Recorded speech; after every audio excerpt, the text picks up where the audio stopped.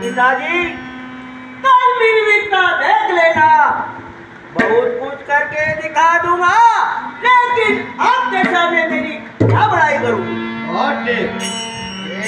देव sober रथ पायं sober तातन तुम्हें सुनायं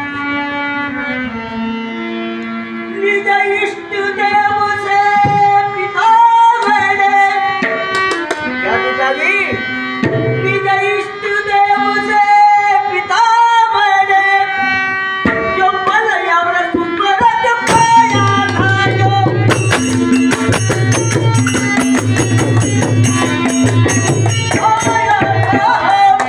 बल को पिता मैंने कभी नहीं तुमको न था